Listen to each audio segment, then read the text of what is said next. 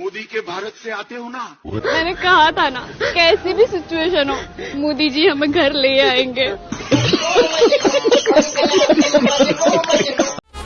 तो दोस्तों, क्या हालचाल। आज हम देखेंगे कुछ ऐसी वायरल खबरें जिन्होंने सोशल मीडिया को हिला कर रख दिया है। तो चलिए शुरू करते हैं बिना किसी बकवास के। क्या इजरायली यहूदी ही यदुवंशी हैं, अर्थात हमारे यादव हैं, जो महाभारत के युद्ध के बाद पश्चिम के देशों में जाकर बस गए थे। दोनों के नामों का अर्थ भी समान है। अब कौन इन फालतू चैनलों को देखता रहे। प्रधानमंत्री यहाँ पर दिखाई पड़ रहे हैं कि डुबकी लगाते हुए, तो आमतौर से लोग नाक और आंख बंद करके डुबकी लगाते हैं, लेकिन डुबकी लगाने का जो अच्छा तरीका है वो ये है कि अपने सांसों को भर लिया जाए, समझ रहे हो। और जैसे ही आप अंदर जाते हैं नदी में, वहां से सांस छोड़ी जाए और उसके बाद तो ऐसे में ना पानी आपके कान में आंख में इधर उधर घुसेगा। ये क्या बकवास कर रहा है। अरे रुको जरा।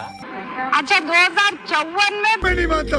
अच्छा 2054 में पंडित जवाहरलाल नेहरू भी यहाँ पर आए थे कुंभ में स्नान करने के लिए। तो फिर जनता किस पर विश्वास करे? इन न्यूज चैनल्स पर जिसमें खबरों के नाम पर कुर्सी हड़पने की कहानियां लिखी जा रही हैं, जहां संजीदा और सच्ची खबरों को छोड़कर टीआरपी के नाम पर सेंसेशनलिज्म बेचा जा रहा है।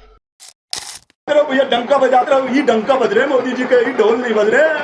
हमारा एनआरआई भाई आ रहे हैं, भाई मोदी जी के इंपोर्टेड भगत आ रहे हैं। मोदी जी का फुल मजा मिलेंगे अब उनको।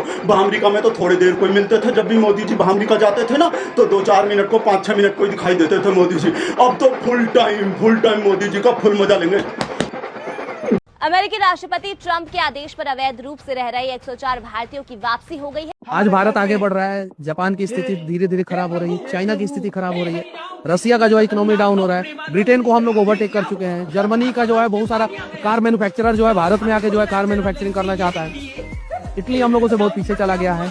हम लोग अमेरिका और चीन को टक्कर देने वाले हैं। ऑस्ट्रेलिया हम लोग से पीछे है। अब जरा बताइए, उसके बावजूद जो है भारत को बदनाम करने का प्रयास जो है ये लोग करते हैं। मैंने कहा था ना, कैसी भी सिचुएशन हो मोदी जी हमें घर ले आएंगे। वॉर रुकवा दी पापा और फिर हमारी बस निकाली पापा।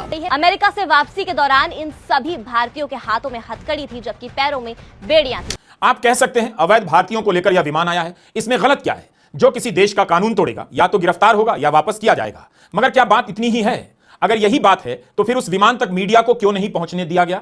विमान के भीतर की तस्वीरें कहां हैं? देश देखता कि उन्हें बेड़ियों में डालकर लाया गया है या हार पहनाकर?